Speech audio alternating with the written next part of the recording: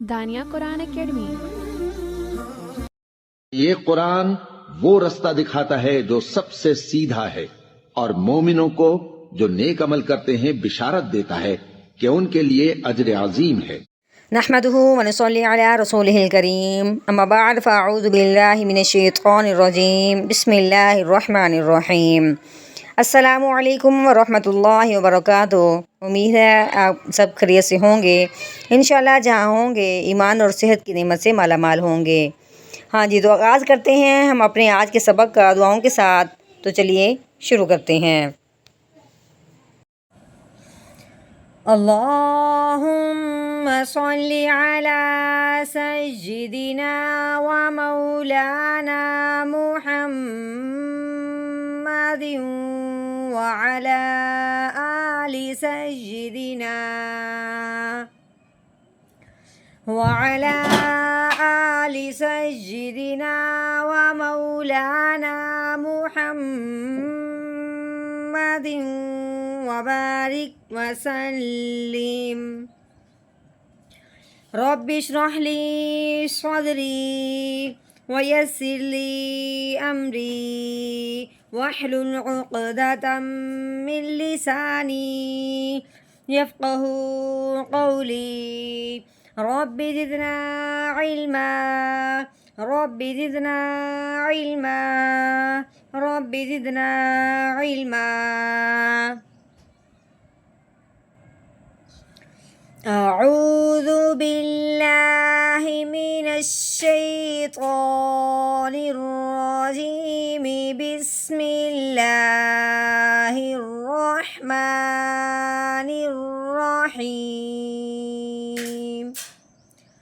متاعا لکم ولانعامکم۔ متاع، میم کے اوپر زبر لگی ہوئی ہے، میم زبر ما، تا کے اوپر زبر ہے، آگے کیا ہے الف۔ الف سے پہلے حرف پہ جب زبر آ جائے تو اسے ایک الف کے برابر لمبا کیا جاتا ہے۔ تا الف زبر تا، ماتا۔ عین کے اوپر دو زبر لگی ہوئی ہیں یعنی کہ تنوین ہے، آگے اس کے سائے جو الف ہے اب یہ نہیں پڑھا جائے گا۔ الف تب پڑھا جاتا ہے جب اس کے ساتھ ایک زبر ہو۔ یہاں پہ کیا ہے، الف کے ساتھ دو زبر ہیں یعنی کہ تنوین ہے، تنوین کے ساتھ الف آتا ضرور ہے، یا تو الف آئے گا یا پھر یا ہوگی چھوٹی، لیکن وہ تنوین کی وجہ سے آئی ہوگی، لیکن تنوین کی وجہ سے وہ پڑھی نہیں جائے گی۔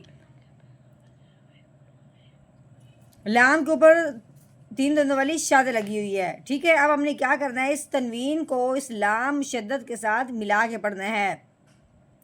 عین لام دو زبر عل، متاعل، لام کے اوپر زبر ہے، لام زبر لا، متاعل لا۔ کاف کے اوپر پیش، آگے میم کے اوپر جزم آنے کی وجہ سے میم ساکن ہو گیا۔ اب اپنے کاف کو میم ساکن کے ساتھ ملانا ہے۔ کاف میم پیش کم، متاعا لکم۔ ہاں جی آگے چلتے ہیں۔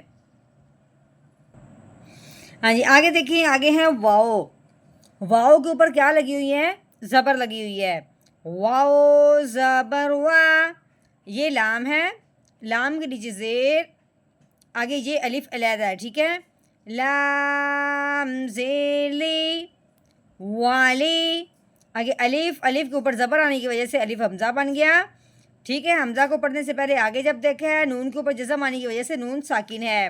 یہاں بات سمجھنے والی ہے کہ جب نون ساکن ہو تو اگلے حرف کو دھیان سے دیکھا جاتا ہے، کیونکہ نون ساکن کے بعد اگر عین ہے تو اب ہم نے کیا دیکھنا ہے کہ اب یہ سوچنا ہے کہ عین کن حرفوں میں سے آتا ہے۔ اور عین جب دیکھا ہے تو یہ عین حروف ہلکی میں سے ہے. نون ساکن کے بعد آگے یہ بات ضرور دیکھنی ہے کہ جو اگلا حرف آیا ہے وہ کون سا ہے. اگر تو وہ حروف ہلکی میں سے کوئی حرف آ گیا ہے تو پھر نون ساکن کو اب ہم نے بغیر غننے کے اظہار کے ساتھ پڑھنا ہے. یعنی کہ بات کا مطلب یہ ہے کہ اس نون ساکن کو اخفا کے ساتھ نہیں بلکہ اظہار کے ساتھ پڑھا جائے گا. اظہار جس میں ہوتا ہے اس میں غنہ نہیں کرنا. اب ہم نے بغیر غننے کے اظہار کے ساتھ کیسے پڑھنا ہے؟ حمزہ نون زبر ان والی ان.